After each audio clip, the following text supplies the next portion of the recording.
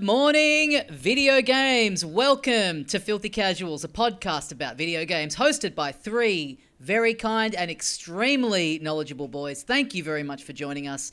My name is Tommy Daso, and with me, as always, Ben Vanel here. Great to be back in the country. I've been off on a jaunt. I'm not going to say exactly what I've been doing, but it did involve a bit of computer wizardry and monsters that fit in your pocket. Now, don't come arrest me. I've usually been saying what we've talked about on the bonus episode coming up in our little intros. We haven't recorded it yet, but I don't know, TV and movies. What do you think? What's something that give us a preview of something that you're going to throw on? Well, I definitely chucked something on to watch on the plane, and it was god-awful, and that is a clue. Okay. Something Ben thinks is bad. No, Interesting. That the word narrows it down a hell of a lot. The word God being at the start of a proper noun for a big monster character in cinema. Speaking of big monsters, Adam Knox is the... Yeah, I'm here. You're telling me you watch Goddamn It's a Huge Spider? That's right. On that movie? I watched... that goddamn cat. What's that movie? The gods must be crazy. That darn cat. The gods must be crazy for inventing that darn cat. Oh my God, it's Frankenstein. Yes. My name's Adam Knox. Thank you for being here. And as you alluded to before, Ben, it's been a big week for hackers. Yeah. They've been in there. They've been typing real fast on 6 different keyboards, 12 different monitors, all black background, green text. Oh, yeah. There are 2 things they've done. They fucked with archive.org. Right. One of them did. They I don't know what happened, but it was funny. I saw things of the good hackers and the bad hackers. You know what I mean? Yeah. You know how there's the hackers who are like, I'll make sure there's enough security here. And then there's the hackers who have a leather jacket and they're like, fuck the rules or whatever. And they've got glasses. I mean, sunglasses and glasses. Those 2 types of hackers. Yeah. That's the one, yeah. That's the If you're at the monitor differentiation. wearing sunglasses, you're a bad hacker. Yeah. Yeah. They all agreed. Why are they doing this? We all like that website. But anyway. Yeah, because that was getting taken... Sorry, for anyone who doesn't know, that was getting taken to court for copyright reasons, basically. Yeah, they've got stuff on there that people argue is infringing copyright, and archive.org has always argued, it's in the name, brother. Read everything before .org. Yeah. We're trying to create a library. It was ebooks, right? Was it specifically, I think, documents, Yes. ebooks, stuff like that? Yeah. Anyway. There's a whole bunch of shit on there that you can get, including possibly at some point in the future a big depository of... I was really worried saying the word depository, being like, is that the thing you put up here? But no, I think I'm Big safe. fat load. There was a big leak out of Game Freak. Yeah. Out of the Pokemon folks, or a third of the Pokemon folks. It has unfortunately included employee details and that sort of doxy personal info stuff that sucks to see in a leak. It is the non-fun part. Doxy is one of my favorite Australian comedy characters. I love Doxy. Yeah. Listening to he Dawn leaks, eating Dawn. Doxy leaks all your personal information as a stitch up. So it's shit that stuff is part of this, but alongside that, and we've had a few of the bigger Nintendo leaks lately. But it's one of those style of things where there's source code, I believe, for Pokemon Black and White and all sorts of documents that were never meant to see the light of day. They're all internal and were never even intended to eventually turn into something, a lot of them. Right. Yeah, in terms of actual hard concrete stuff about future games, there's not there's the code name for the next gen mainline game that they're working on, but I don't think there's anything people haven't been able to pull assets or bits of the game or anything like that yet, right? It's literally just vague. They're also working on an MMO. And that's kind of the only real, like, what you would call, I guess, juicy stuff in there, really, in terms of details. Well, depends on how. Well, so like, yeah, there was this MMO they were working on that I think might be an abandoned project at this point. Maybe it's still ongoing. I forget about that. And there's like a Switch 2 thing, like you say, that is pretty vague. A couple of bits and pieces out of some development stuff about like X and Y were meant to have a bigger town or whatever stuff. That's like, sure, every game goes through the same development stuff. The most interesting stuff has been the sort of cutting room floor or like internal world building-y things where, to me, there are like details and stories and bits of lore and bits and drawings and concept art and stuff like that was meant to flesh out some of these Pokemon that's never really been a part of any of the published material Right. about these Pokemon. For example, the one that people really latched onto is, Typhlosion. How up on Pokemon are you? No, I don't know Typhlosion. Unfortunately. Typhlosion just kind of looks like a fire badger or something like that, but bigger. Oh, okay. Yep. Okay. But there has always been something that says it's half human, and there's this like weird story that's very like a Japanese myth of like this woman being kidnapped by a Typhlosion and living in a cave and all this stuff. And there's like things like that especially earlier on in Pokemon, they had a bit more of that stuff come through of like, oh, some of these Pokemon are like fucking weird. And that sort of stuff is interesting. I like that sort of thing, but because some of this stuff too was like details about bits of like the anime that they were working on too, right? Like meetings about that kind of stuff, which is maybe where a lot of that lore stuff was coming from. And like, I think a movie that was abandoned at one point, like there's like, some of the stuff that they found, I think was like breakdowns of like specific like meetings, like minutes of internal meetings and stuff, which again is like, I mean, look, not that I agree with any of it, but when you're getting into the realm of just sharing like very specific, like personalized stuff from within the company, it gets pretty creepy. And like, to what end? Like, what is the... Right. This isn't like a WikiLeaks thing where you're doing this to prove a point. This is bad hacker. This is sunglasses on. Yeah. Doing it because you can. True nihilism. He wants to see the world burn. Or she. Could be a bad girl hacker. The second that someone's address is in there, like, tell me Typhlosion's address for sure. I don't mind learning about that. Well, where was that cave where he was romancing that lady? Exactly. But then the second that Tyler Flosion gets involved in this, I don't want to know where he lives. No. Yeah.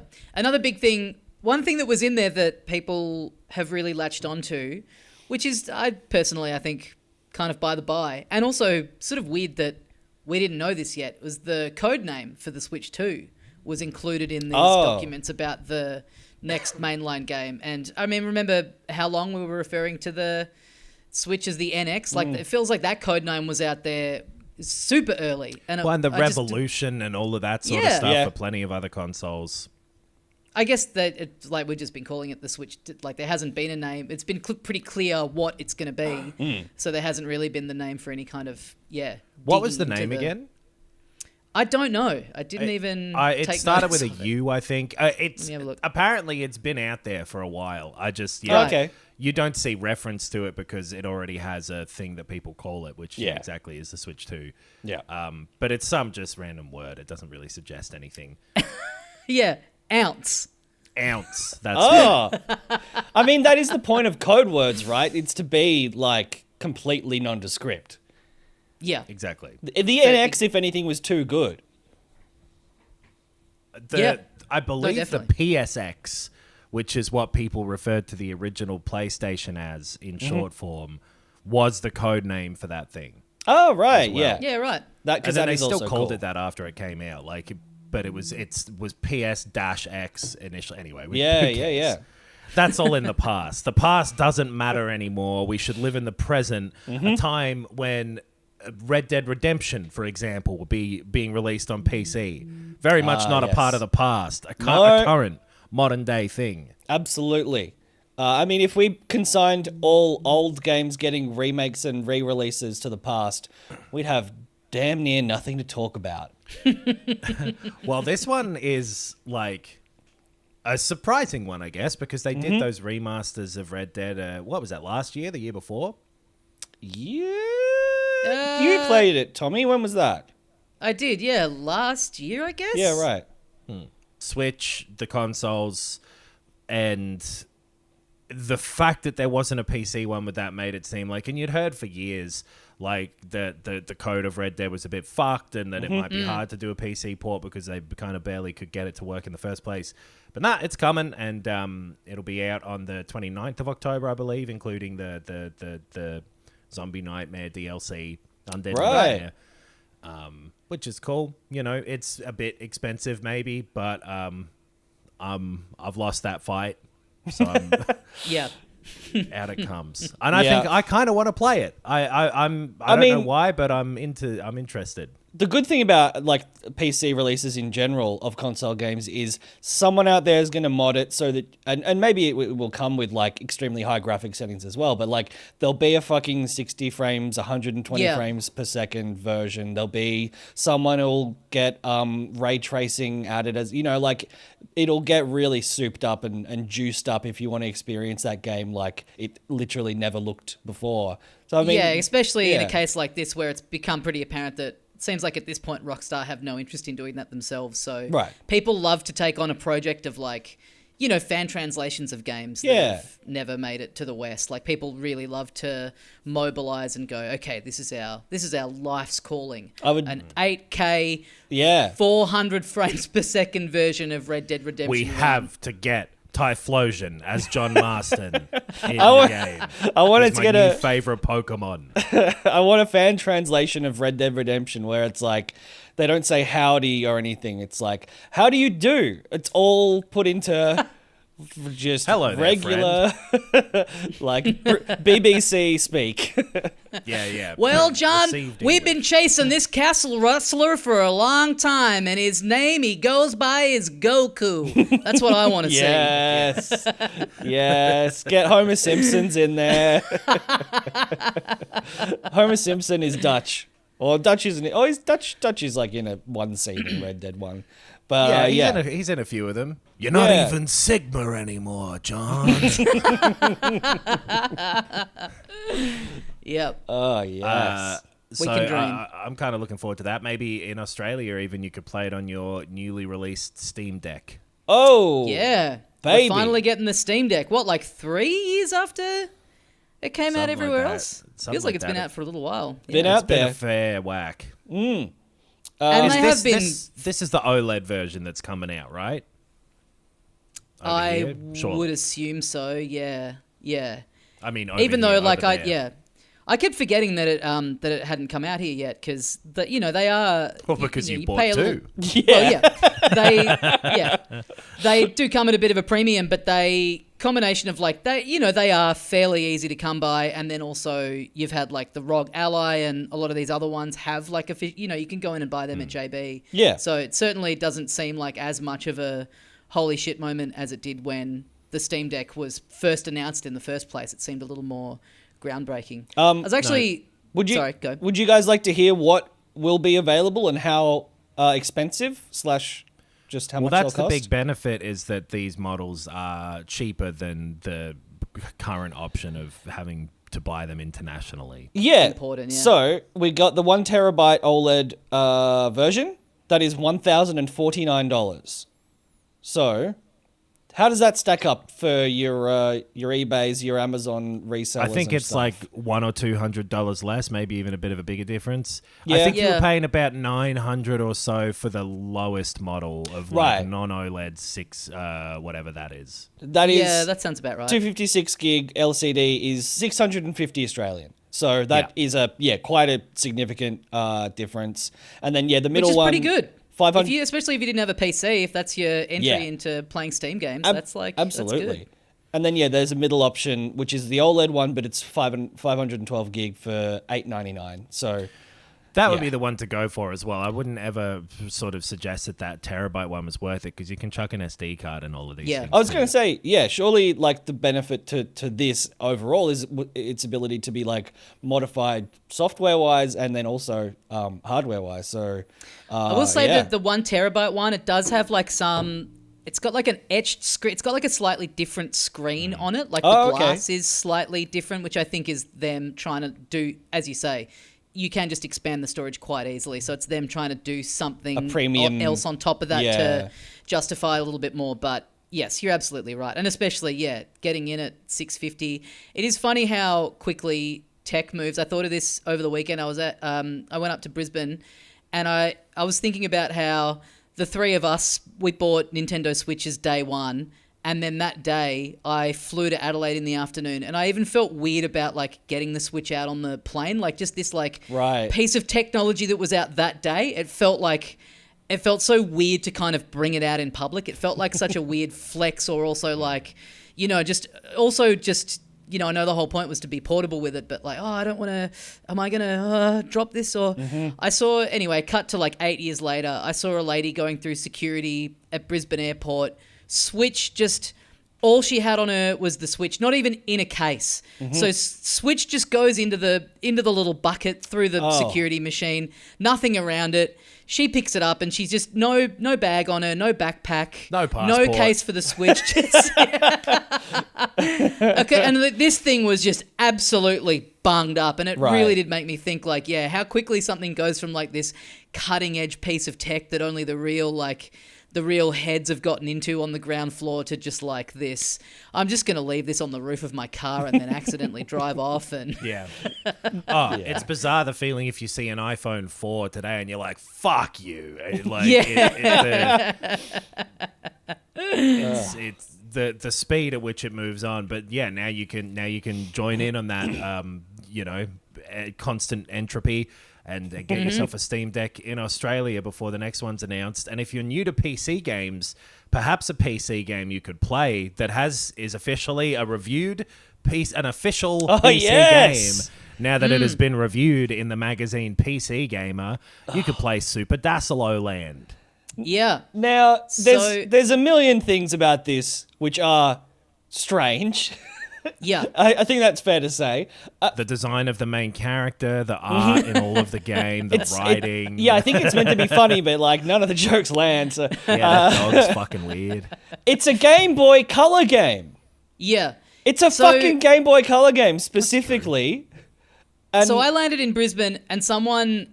in our Discord had just read the digital edition of this month's PC Gamer. I think it must have come out like that day or whatever, and screenshotted it. And I was like, well, that's cool. And just scanning it initially, I went, oh, this is cool. We must have like a listener or something who works at PC Gamer who's like snuck this in. That's cool. But then reading it, the guy was like, yeah, some of the jokes I didn't quite get, like, because I don't know who this person is. Like, I had to Google Tommy afterwards. So it's like, so this guy isn't like isn't familiar with me at all. No. You technically can play the game on a PC, granted, but I mean that you may as well review like a Nintendo 64 game in there. Like, it's a browser. You can technically play anything on a PC. Totally. It seemed like the reviewer maybe knew. Is it Gumpy Function? Yeah. They seemed familiar with the previous work of Gumpy Function. Perhaps. And I think that might be it. This game was like in the top charts on Itch.io, right? Like it's. Yeah, I'm sure. Yeah, it would have got in front of a lot of people and who were not familiar. But very, very cool and very, very funny that it's like. So I landed. That's got to be the first time PC Gamer has reviewed a Game Boy Color game. I wonder. I mean, if they were happy to do it once for this, and as you say, if Gumpy's on their radar as like someone whose work they've liked. I mean, he only makes Game Boy Color homebrew stuff. So maybe they do just for homebrew stuff. They like make a bit of an exception. Those lines are so blurred these days too. You know, sure. That I could see not even considering it if you're like, but I played it on a PC. Right. Yeah. And I mean, PC stuff comes out all the time that just looks like this anyway. So it's not like it's kind of jarring in the context of the magazine. What did you get?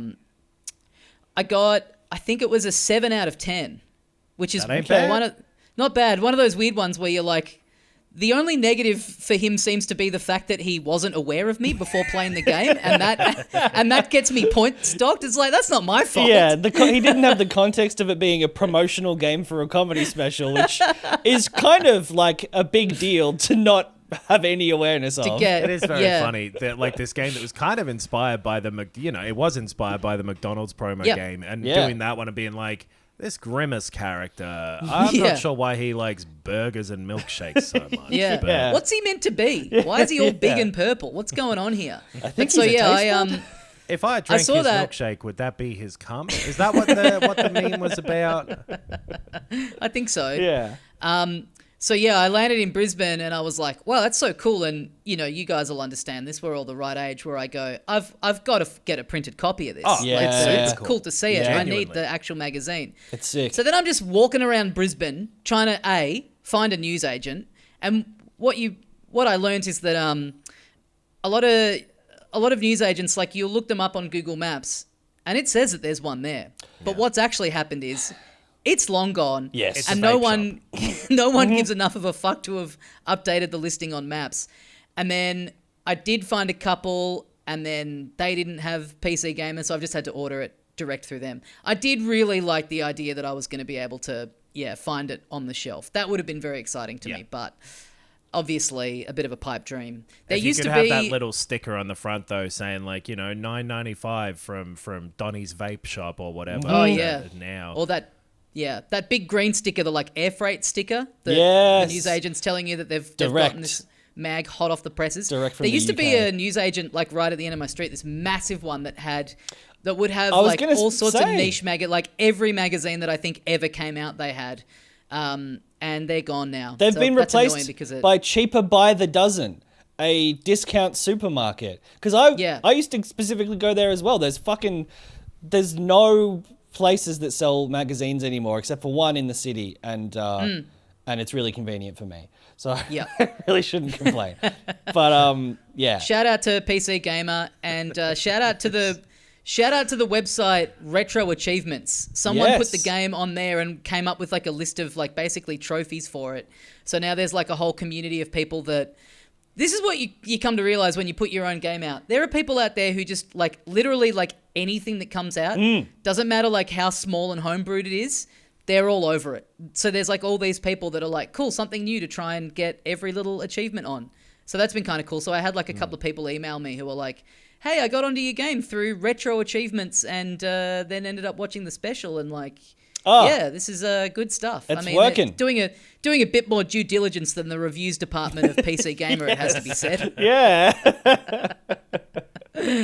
I've never heard of him. Cool. I don't even want to email him. Being in a magazine is the cool. I wrote a letter into Hyper, which was my favorite magazine when I was growing up, and that got printed, and I still remember that feeling. It's very, and a couple of funny captions. And I was in a magazine when I was dating Nicole Kidman for a while, but other than those times, did I not ever tell you about that? No. But don't get into it now. No relation. Oh, sure. Oh, that's good. You would have been incest then.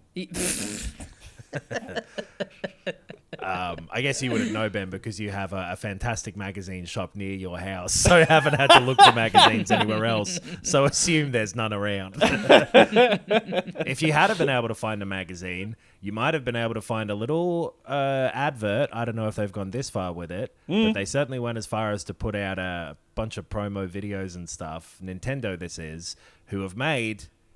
they've got some new hardware coming out. Yes, finally. We finally have news. Incredible. I mean, I've been sort of poring over the blueprints that were in the patent, file for this for like months and months, 6 months. I thought it maybe was a home console only release, or like it certainly didn't seem to be a portable. From what I can tell, we had that code name as well.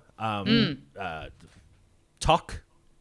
Yeah. Yep. It's such an innocent, random seeming word. You wouldn't know. The cuckoo. What could this possibly be? That's how you pronounce it. That's a cuckoo who sits in the corner of the clock watching the other ones spring out. But yeah, Nintendo announced an alarm clock. Yes. It's called the Nintendo Alarmo, TM. I love that they even great. went so far as to come up with their own fruity name for it. Kind of. I mean, yeah, it could just be one of those literal translation things. But yeah, it's an alarm clock. I'll admit, I have to ask what's the deal here, because this has been like a week or something, and I know this came out, and it's funny that they announced a clock rather than a Switch, but I didn't watch or read anything about it because it's a fucking clock, and I couldn't bring myself to care. It's great. I think I was up as they like dropped the trailer. It was like midnight or something here. Oh wow! And So just, you like, remember where you were when they released where the I was. information? Well, of course I remember where I was, because the video loads up and I'm like, oh, here we go. We are on here. Yeah. It's happening. And then it's like for an alarm clock. It's so funny. It's incredible. How much would you expect to pay? So what are the features here? Because I can see a Wi-Fi symbol on the front. It's a digital display with Mario kind of walking along, I assume, a step a second or something. It's got, believe it or not, the time. There is a little email notification on there, it looks like, or like, a little letter symbol, and it has the alarm set for 7 a.m. What's going on? So it's like a little digital screen, and you can set it to, I think it's coming with maybe 5 or 6 different like themes, like game themes loaded in it that you're going to be able to download new ones on over time over a Wi-Fi connection. And it's basically, for your alarm, it'll play you little jingles from the game, and then there's little animations, and it's got like a sensor, so it can kind of tell if you're not getting up yet, rolling around. It'll like change the pace of the kinds of stuff that it's playing, and then it can tell when you've properly gotten up, and then it like leaves you alone. Okay. So that's basically the gist of it. That's the tech of it. Yeah, there's cute little Pauline on the front, so it's like that Jump Up Superstar it'll be, and there's a link. There'll be Breath of the Wild music. Sure. Yep. $100? So I can tell you it in pounds. Okay. Mm-hmm. So $100 would be £50. Mm-hmm. How about almost double that to £90? What? Which would be about $180. I don't know what it is in the Australian Nintendo store. Yep. That's a lot of money for a smart alarm. Yeah. Is it really $180 on the Australian? I don't know, but it's £90 on the British one. So electronics in the UK, they tend to cost more than makes sense. There's some that inflate. I don't know why it happens. It's not just VAT, but anything with a plug or battery seems to cost more here than it should. Yeah. Okay, $160 here in Australia. Yeah. But it's also like you could get on straight away. I think you could buy it physically at the Nintendo store in New York, and you can also, if you've got a Switch Online account, you can register to go into a lottery to buy one online. Great. And I think it's still only here in Australia. It's still only like expression of interest. Like you can sign up to be like, I'd be interested in one. So it's if you think 160 is a lot, if you look on eBay now, they're like going for like $500, $600 of people who've like actually gotten them, and they're just immediately on selling them. I'll tell you what though, it's an ugly looking fucking thing. It's got a little Pikmin thing. thing. I don't get the look of this. It really looks like shit to me. I think it looks quite cheap, but I don't think it looks bad. But it's like this big red tube that just looks like, imagine that sitting next to your bed. That would piss me off every day. It would take up a hell of a lot of space. It's a big, bright red, very long sort of. It looks like if you tipped a plant pot, like a terracotta plant pot, made it red, tipped it on its side, and then there's a big white button on the top. Well, here's the best detail about it, I think. So all that stuff about it's got the sensor in it, and it can tell, how you're moving around and all that kind of stuff. And then people went, so what happens if if you're in a bed with someone else, does it also detect your partner? And they went, if there's 2 people in the bed, it won't work. Yeah. You know what? I don't think that's a feature they needed to worry about either. Yeah. Not an issue. Nintendo clock's probably absolutely fine. I wonder what the privacy sort of features are around it then, because it sounds like it's monitoring your sound and movement. That's there could be if there's another Nintendo hack, it could be a bunch of people and how much they snore and stuff.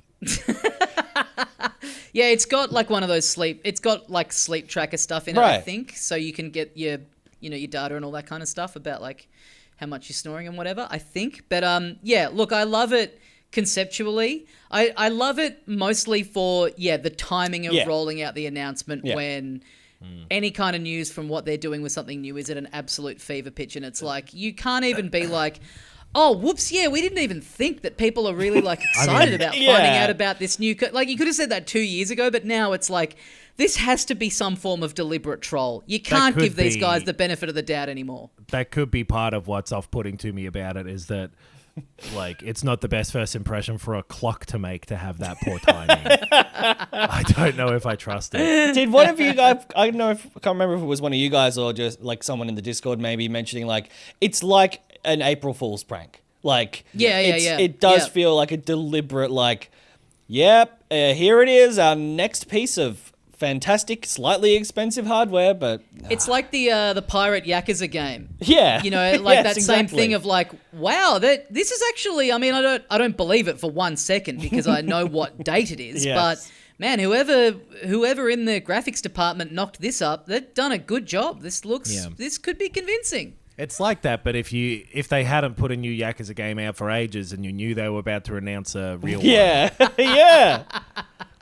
We're living in an April Fool's world, gentlemen. We really are. Well, speaking of bizarre pranks, how funny would it be if you put out a game and then it didn't get rated for release in a country and you didn't notice for years and years and then suddenly did and yanked it down off of the servers in that country? Wow, that would be embarrassing.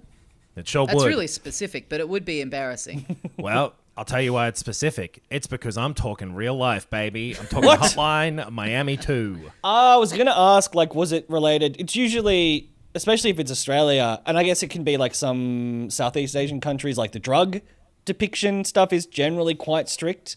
But Yes. Hotline Miami also is like extremely violent, and that's the entire point. But was it drug stuff? I think it was that, and there's also like a sexual thing in there of some kind, possibly, or like some sort of implied sexual violence. I think I saw at some stage. But yeah, the game was it was released in what, like 2017 or 18 or something, maybe a different time than that. I think maybe a bit earlier, 15. Could have been 15, 16. I guess that was a sequel. 2015, and yes, right. the designer of the game back then, because it was refused classification over here, which has happened to a number of games over the years. Mm-hmm. Yep. And usually they go back in and like Fallout 3, for example, changed morphine to Med-X and that sort of stuff. I think and then they were was like, it Katana that's Zero? fine. Yeah. Katana Zero had the same thing. Drug basically, stuff in it, and but eventually it did get classified and was able to come out. Right. But so in 2015, Australia refused the classification, and the designer of the game was like, "Oh, just pirate it if you live in Australia, then." Right. Which is pretty funny. But it got a native PS5 release last October, a year ago, and they chucked it on the PlayStation Plus catalog. And then a year after, someone somehow was noticed, like, "Oh, wait." That's illegal here or something. So anyway, they've taken it off of every Australian account and they've refunded everybody. Fuck. That's going to be annoying when, like you say, guys, like they'll just like tweak something slightly about it and it'll get put back on the shelves in the digital storefronts, and then those people will be like, oh, well, I guess I'll have to just buy it again. I assume it just won't happen because I don't think it happened for the original. And it's pretty easy to access different countries' digital storefronts these days. So there's not really a need. And if it only went up like what would you say last year? I mean, after that's, 8 years or something after it came out, 7 years after it came out. Like I wonder how many people they even, like how many sales are they making? When it's just randomly going up there that long after the fact anyway. So, it's so insane because I remember years ago there didn't used to be an R rating for games in Australia. It only went up to MA, which is a 15 plus thing, and R is 18 plus, and it was years and years and years and years of people going like, there should be an R rating, because games would keep getting refused classification because they didn't match MA's standards. Then we got one and they were still like, but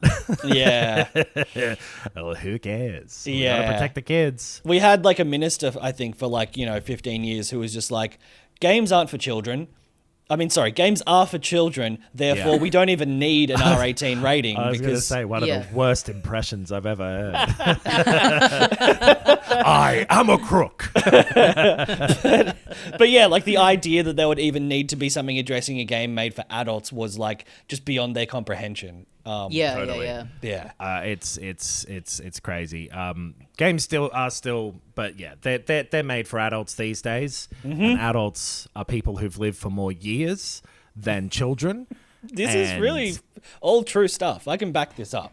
Yep. And it has been 1 year since the Microsoft Activision thing happened, and Eurogamer put out this article that was a good little retrospective of what's happened in the year since that went through, and now that Activision and Microsoft merged, what's changed.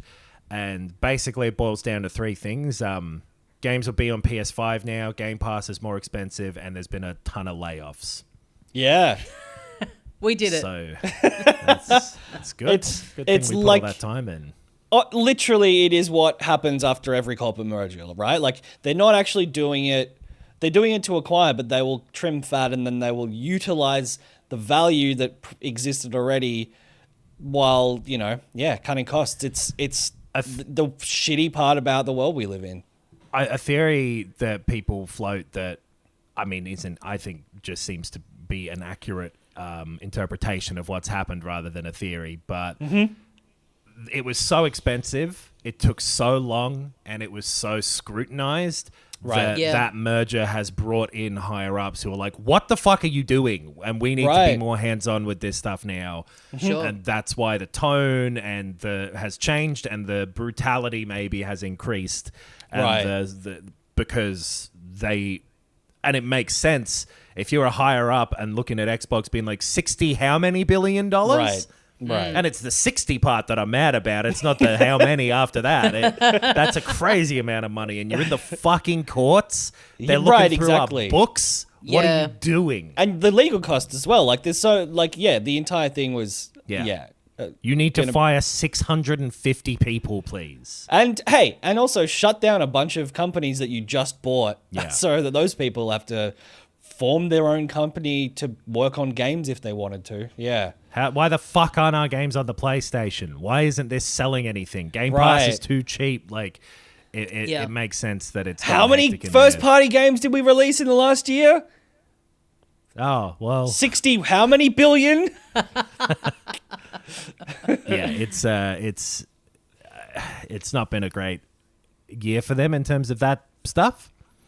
But it's a pretty interesting article if you want to go have a look at that. And then we have one more little bit of news here before we talk some more about a good game. Yeah, I'm very curious to hear about this good game.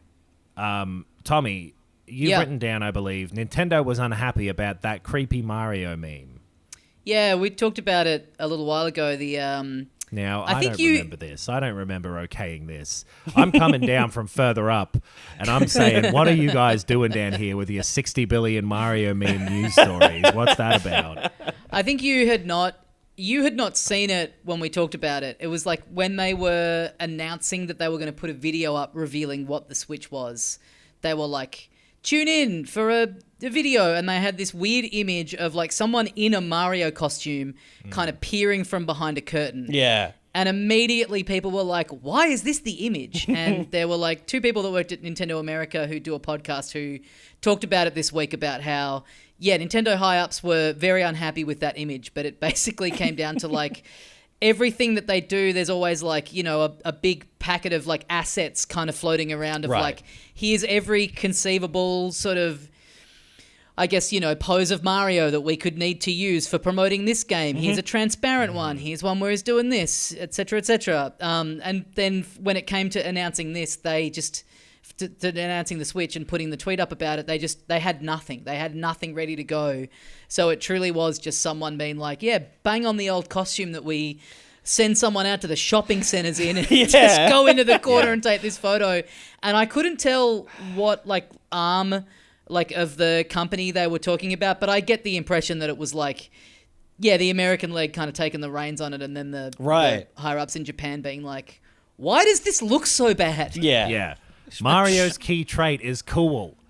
Yeah. Miyamoto said it years ago, and he's right, and that's what everyone thinks about Mario. That he's so cool. stupid. Yeah, our key trait is image and presentation. Yes. So, like, why are we having this backyard operation be the thing that is... I mean, it really speaks to, like, where they were at the time, like, really on the back foot, coming off, the Wii U being a disaster, and so there being 2 years of really not that much activity of them having to really think about this stuff too deeply. He's got his head down, his arms on his belly. He does look a little strange, and any of those like costume versions of things, they all look pretty innately creepy. Yes, Yeah, definitely, big time. definitely. I mean, they've got like surely there's like an image of Mario in the floating around on the server there somewhere. That they I could reckon I could get you one now. Yeah, it doesn't have to be him like sort of peering, looking quizzical, like, well, what could this be? It's like really just any picture of the bastard will do the job. Yeah. Like, we get it. Yahooing. Yeah, exactly. Like the kind of charm, I think we've talked about these before, the Crash Bandicoot promotional campaign that was I think in Sydney, and it was a guy in the mascot suit for Crash, just like posing in front of the harbour, like posing in like I feel like a theme park, right? Like just doing all this stuff, sitting on There's some one of him steps. getting arrested. Yes, Exactly. And it all, He's like, they're trying to be a bit weird. Yeah, exactly. They all have this weird sort of like, liminal, creepy late 90s aesthetic to them because it's a fucking guy in a costume. It's inherently off-putting. Yeah. PlayStation's sort of marketing team from the mid-late 90s to maybe the early 2000s, they were great.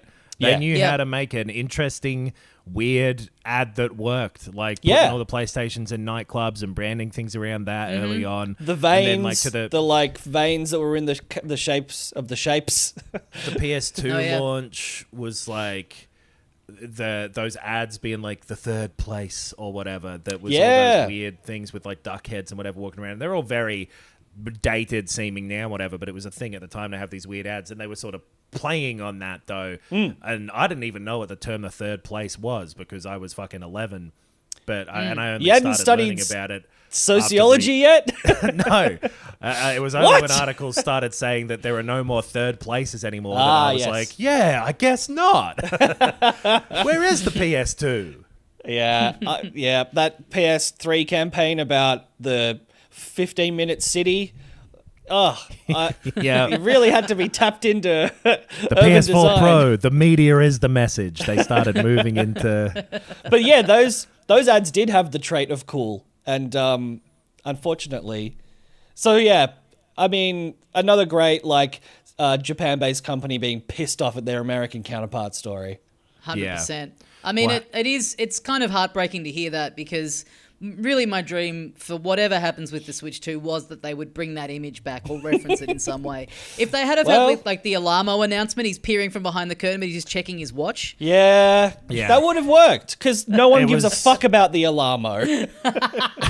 It was a mess last time, everybody. We cannot make the same mistakes again if we've ensured that they are not going to happen. And out walks like a guy in a Luigi costume. See? It's all different this time. Oh, no. Or if it's like, properly done key art, like it is one of those renders of the characters and it looks beautiful, but he's doing the exact same pose. That would be a nice compromise. They love referencing the past in there. They've got a whole section at the new Nintendo Museum and they've got merchandise of the Virtual Boy. They don't, they run away from their mistakes a little bit, but there comes a point where they're happy to embrace them.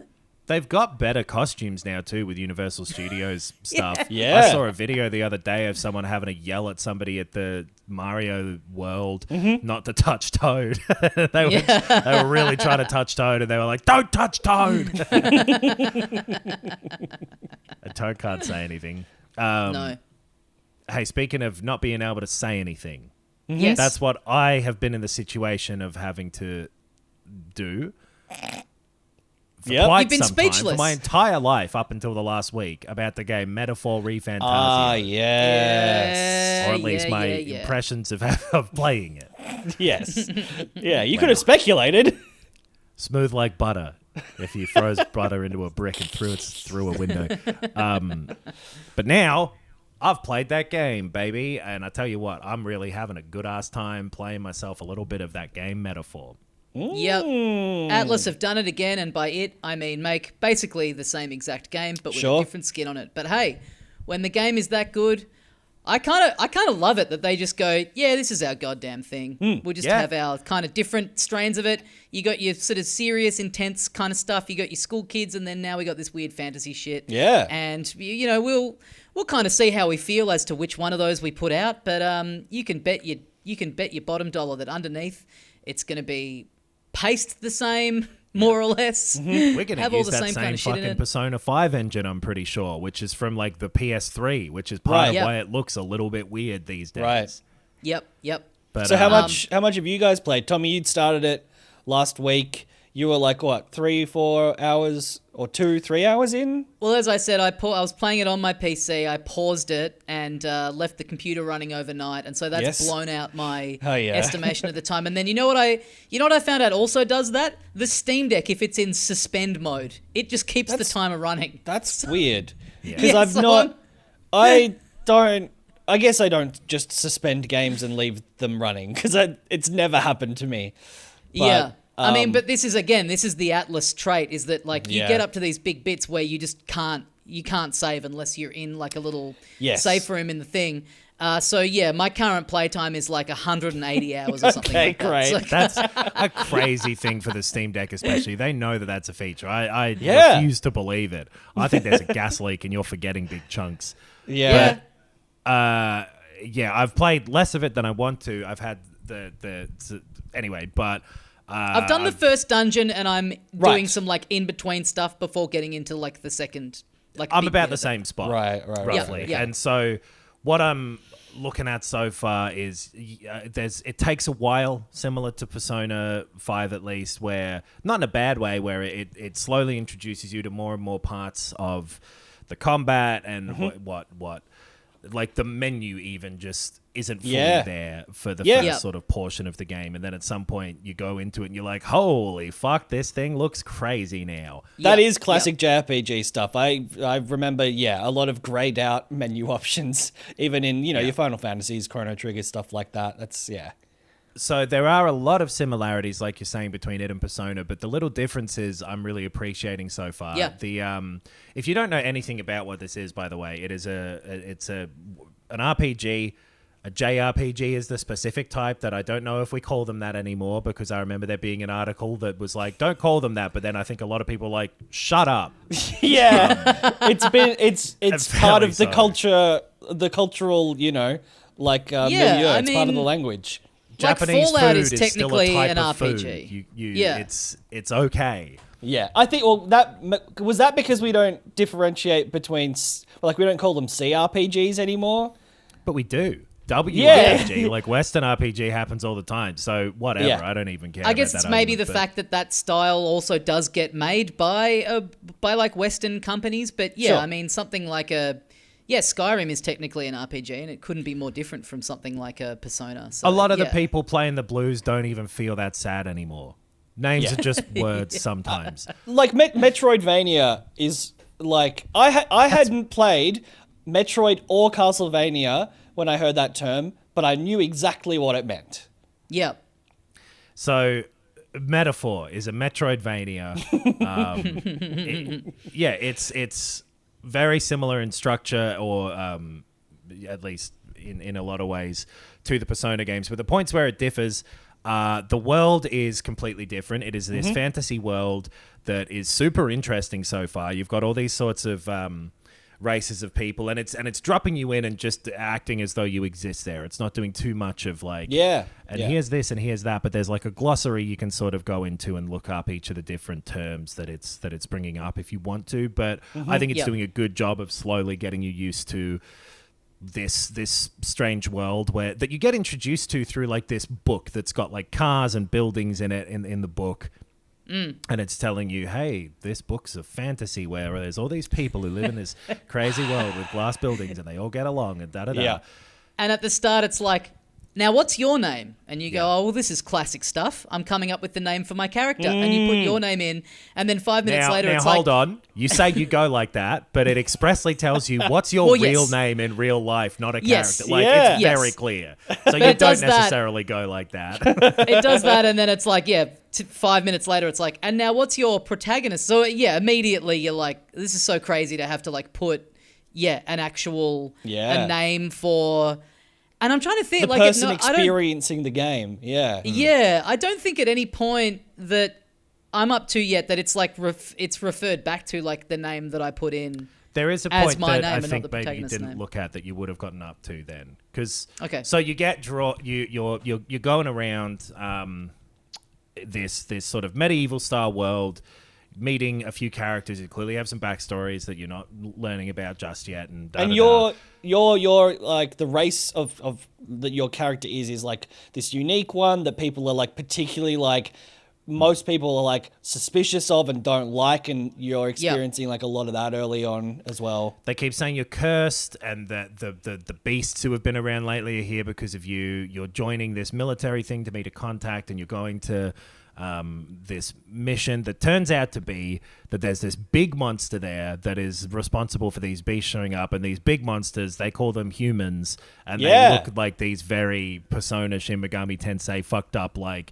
I got 50 legs and I'm crazy type of designs. And I'm really intrigued by the whole world of it right now. I think the writing is good, and like getting me in front of enough question marks that I want filled in, that I'm really enjoying that so far. And the characters, the few that you meet, you've got like this fairy mate like Berserk. You've got like an old wise guy. You've got a young like wise Kraken guy. Not really, but it's sort of classic stuff, but it's well done, and they're charming so far.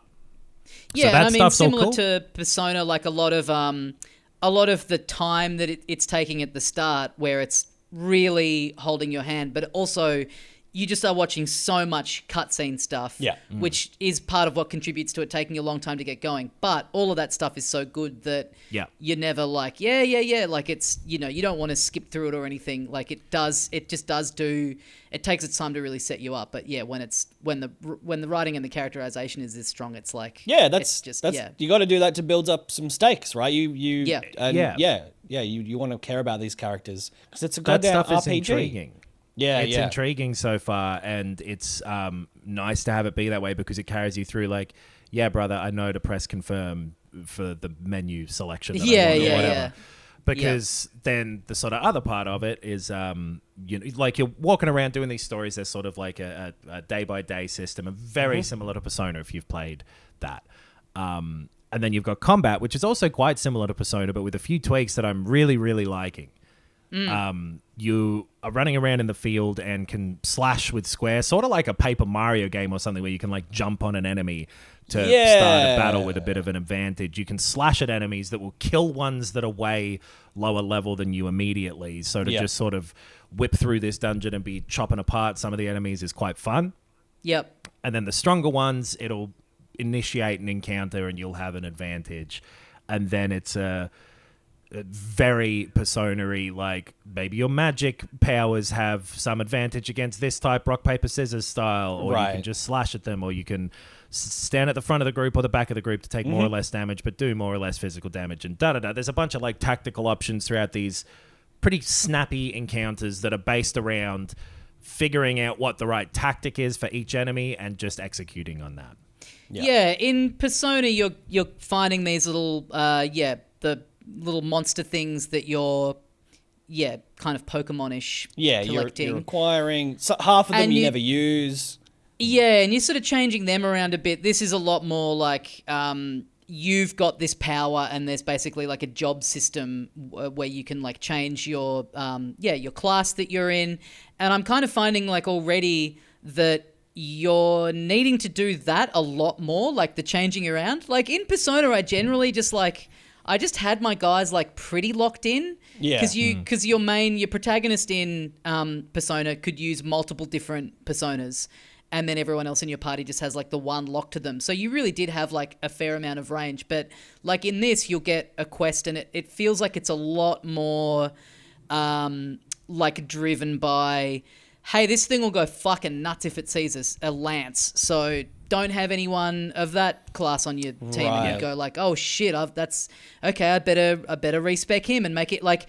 I think it feels like it's already like driving you a lot more to not just be so locked in what you've got everyone set as, which like, yeah, I tend to not really experiment too much with these kinds of things in these types of games when it's an option to be, changing classes and everything. I generally just get my guys pretty worked out, and I've got my attacks that I like and my sort of synergy abilities that I like. But yeah, this feels like it really is doing a good job of like forcing you to, change it around and experiment. And then you've got to like, of course, then the classes have like their own ranks that you've got to build up. So if you assign someone a new thing that you're going to really need for a battle that you've got coming up, you do need to also go around and do some stuff to like build up the level of it, because it'll be it's only got like one attack, like it's going to be like fairly ineffective without having a bit more grunt to it. You're unlocking each of those. What are they called? Not avatars. They're called something. Archetypes. Archetypes, that's it. Those job or class equivalents.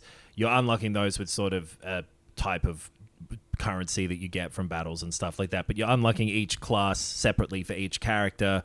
And there's an interesting thing with like, at certain points you can push a button and see what other people at that point in the game were working with. It'll bring up like this screen of all their sort of loadouts, and there's a lot more experimentation going on than I was kind of expecting, even early on. Right. Two support classes and one attack and whatever. Because in Persona 5, I'm pretty sure you would get, when you would finish like sort of chunks of the game, you would get like similar stuff, like other people's completion rates, or like just other like various stats that represented how other people around the world had approached stuff. But this kind of sounds more like useful in a way.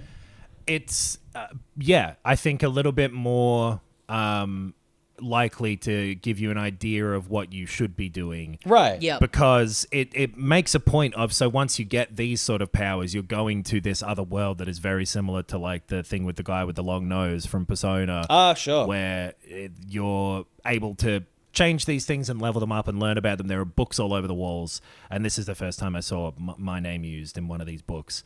Right. This is very early on, so I don't think that's giving anything away. But a lot of them are explaining what each class does and how to use them, but it's very much hammering home the idea of like, in certain situations you'll need to use different things, so really be aware of that. Right. So I'm looking forward to a bit more of that experimentation and change be necessary in the fluidity that it seems to have there, or at least I guess it's not fluidity in the sense that each thing will have a certain thing it needs, but having to yourself be fluid to adapt. Yeah. For bosses and stuff, it's kind of, it drives you towards that, like, make sure you've got one of these, don't have this in your party, but then, like, for the rest of the time when you're just kind of going around, you can get into a point where, because you've also got these, synergy abilities that are, like, two characters kind of teaming up, so that's very dependent on what their two classes are and what level they're at and everything.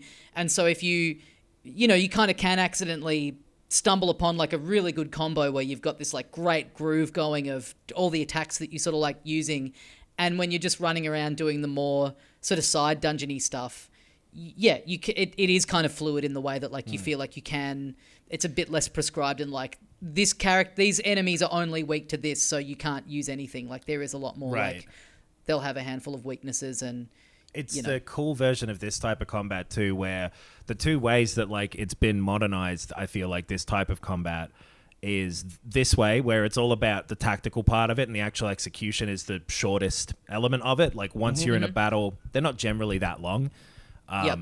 But a lot of it is about experimentation with those enemies over time and figuring out what they're weak to, and then being able to exploit that later and getting those sorts of tactics like you're talking about down and thinking about them outside of combat rather than in it. And then the other type of game is like Yakuza or like Final Fantasy VII Rebirth or something, where they brought in these like action elements to it to Right. make it interesting. Yeah. I was going to say that the only time I really ever actively engaged with a job system, rather than like a loadout sort of situation, was the previous Yakuza game, the one that was Yakuza Like a Dragon.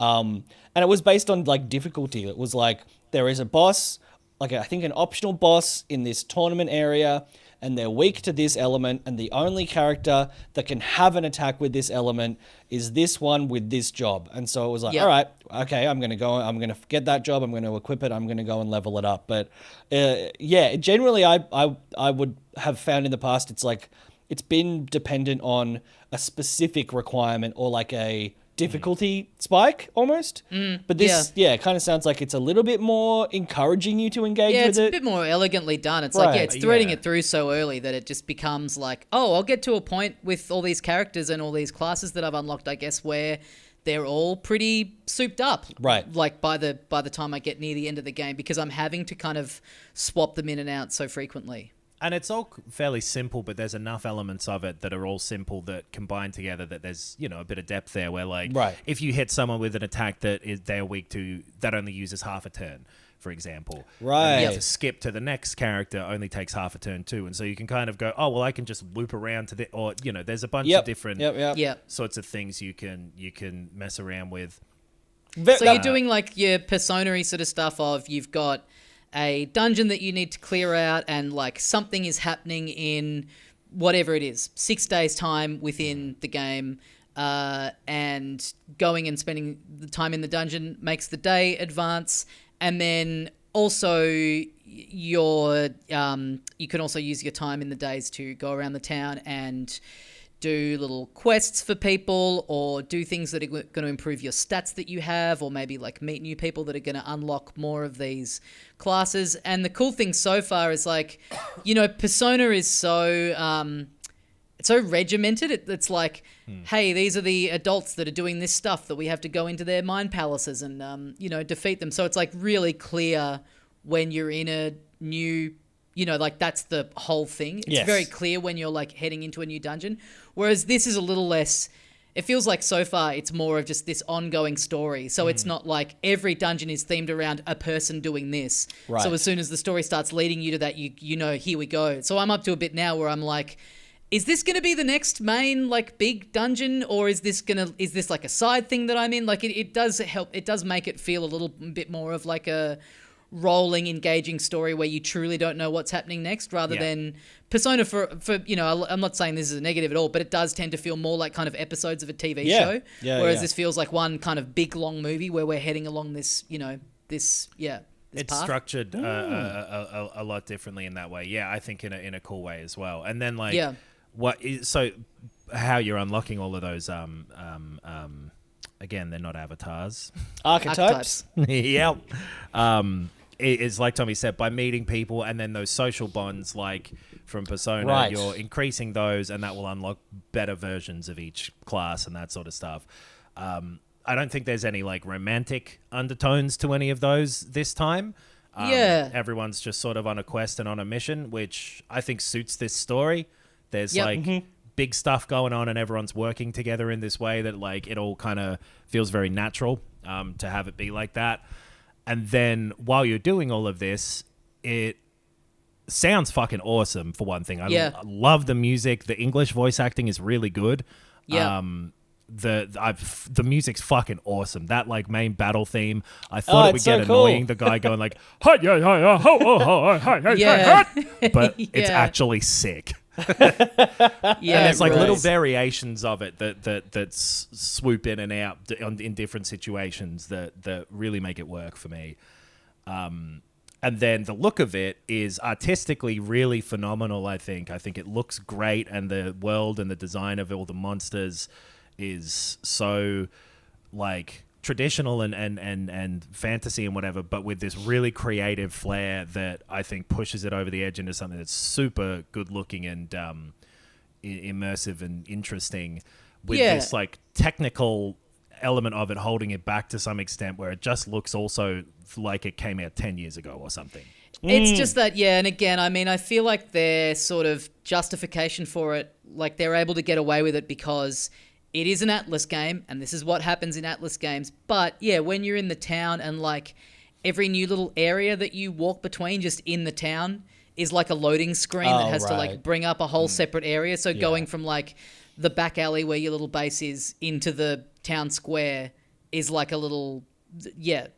broken up loading screen thing, which all looks Starfield stylish style. and cool. And it's done well, but it is just like, in a game in 2024, it's like the whole town isn't even that big. Like, that should be something that we could just freely walk around in. You're going into, it's like that type where you can kind of see the seams there a bit, and like you can tell that just behind that thing is just like this empty void. Like, it doesn't have this sense of this like thick world. It feels like little maps that you're traveling between, which is a shame because part of the vibe and the point of it is that it's this big world that you're exploring between, and you go to this overworld map and it takes you a day or two to travel here and and it doesn't necessarily convey that visually in a very convincing way, because technically it looks like you were in these like Unreal Engine maps or whatever the fuck engine it's using, not that, but you can feel that element of it. It's all very square and strange. I remember finding it kind of jarring. Square do Final Fantasy. Shit. It's very Enix. I remember finding it really jarring when I started playing Persona 5. Just the disparity between, like, you have these fully hand-drawn cutscenes, and then you have these cutscenes that are, like, in-engine. And then the very start of the game is all fully voice acted, and then at a certain point you're just getting bits that are, the character just going, "Hey," and then there's like a whole block of text, like just that sort of. There's bits of it that are like so highly polished, and then other bits where it's just kind of like, this is just going to take too much time to have all of this voice acted. It's kind of always the thing that's been a bit weird about this style of game, but it is what it is, and it's been like that for a long time. So totally, the scale of it is big, but it is more accepted in this. Like, again, you mentioned Starfield. If Starfield had half of those half of those lines not be voiced, it had all of them voiced, but it would have gotten shredded for it. And rightly so, probably in that situation. But for whatever reason, it just doesn't. I guess the JRPG, the structure, the style, it's like a legacy style for sure, and it's based on even less, computing power in the past. But like, maybe the next game might be time for like an engine upgrade and a few, streamlining of this stuff, because it does break the immersion a little bit, and it can hamper the storytelling, which is kind of even more important. It's like, it's not too bad. It's just all a bit stiff, and like, the aliasing stuff is weird. Like, it looks a little shitty in that aspect. I'm playing it on the PC.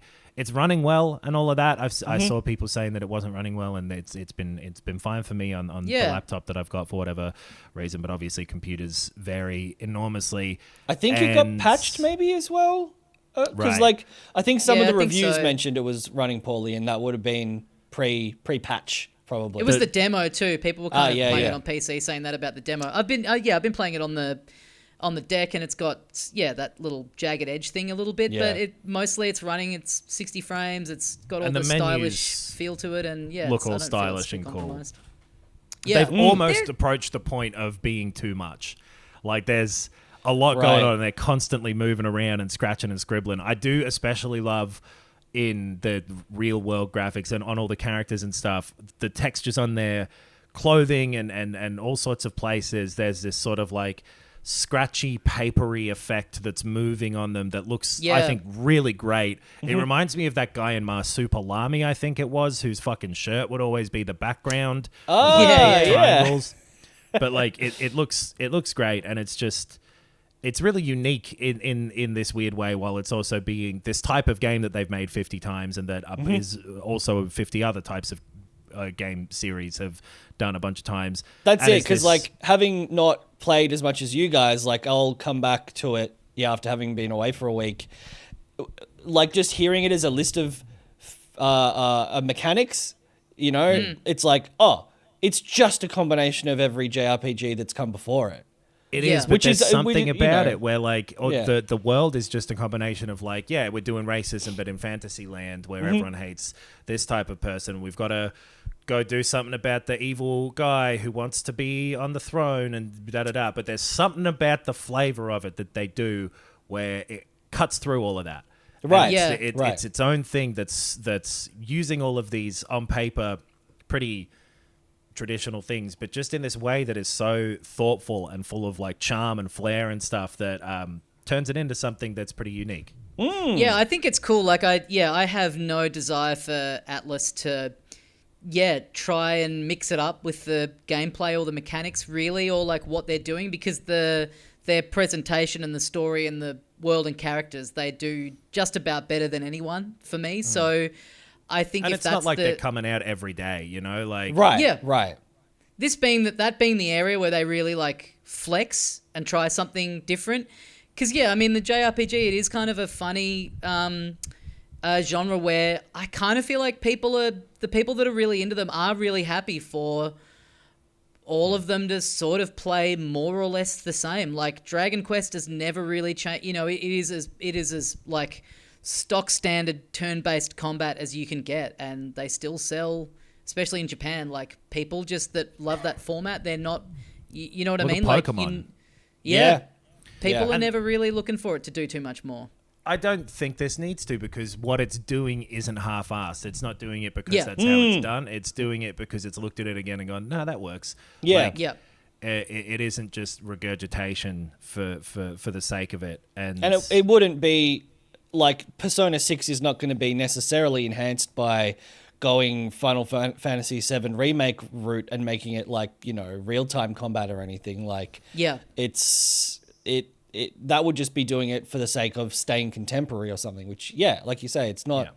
they're not doing it to follow a trend. They're doing it because it supports the games they want to make. Exactly. If they're re-examining this stuff and sort of doing it because it works each time, then I don't see a problem with it in this case. And also, this is like another, I think, at least 70+ hours type thing. Right. So... I'm keen to get into more of it. We're obviously still early on. I'm going to keep playing this game officially. I'm loving it. I particularly like that when you die, it comes up with a big thing on the screen that says "Fantasy is dead." I wouldn't know that yet.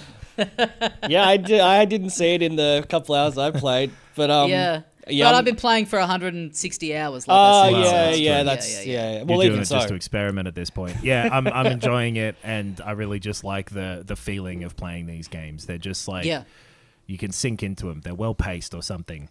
Absolutely, I mean, they get it. Yeah. Like a lot of what you're doing in an RPG is like you basically just are clicking around menus. So you got to make you got to make what's happening in the transitions look fun and exciting, and like you really do get that like dopamine hit of feeling like you've done more than you have because the animation is so electric and the menu was like popping out and everything. It really does make you feel like you're doing a lot more than what you are. It really works. Which is every good game. Yeah. Well, that's it. I feel like the thing specifically with a good RPG is that the characters, the supporting characters and all that are engaging and interesting enough that having a mission, it was so perfectly done in Persona 5, having a thing where it's like, well, I want to make this guy like me a little bit more because it will help in battle or whatever. But that's usually a secondary thing. The main thing is like, because I like this character and I want to. I get to see a fun little movie of him hanging out. And those ongoing stories that they have in all the little side stuff that you're doing. Yeah. Question without notice. What do you guys reckon your game of the year would be at this point? And would Metaphor be a chance for it? Too early to say about Metaphor in particular.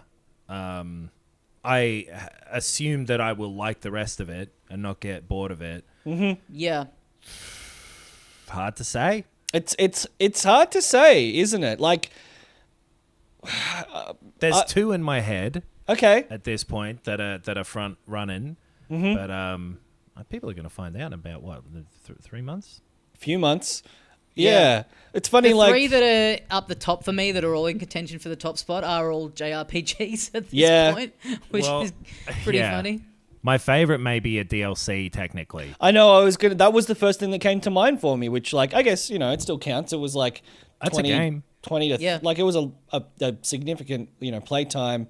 I didn't or haven't yet finished Like a Dragon Infinite Wealth, but it's got to be up there. I'm sure for you guys, Animal World will be in the discussion, but I don't know. It's an interesting year. I don't think anything's super clear cut, but maybe we'll all say Final Fantasy VII, and so will that's everyone else. Certainly up there. Next year's going to be the sick one for it. I think it's a good year for like we'll probably have very individualized top 10 lists. Yep. Which is, There's I think, things is I good. need to get back to as well, which like I think could be in there that I still haven't even gotten time to have a proper look at yet. But maybe we'll do that soon. Yeah. Well, that's going to do us for this week. Thank you for joining us. Thank you for listening.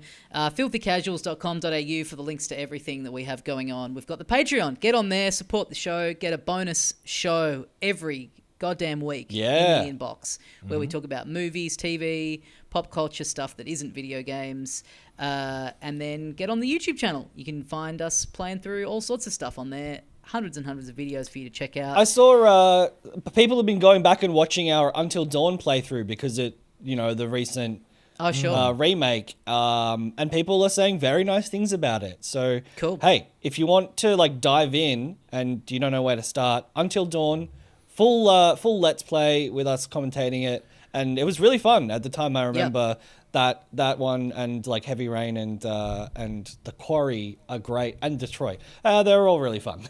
They're all great. Yeah, they're all great. Maybe we'll get some new stuff on there soon. Yeah. Yep. All right. Thank you, everyone. Thanks for listening. We'll see you next time. And as we say here at every episode of Filthy Casuals, see you later. Goodbye for now. That was the podcast.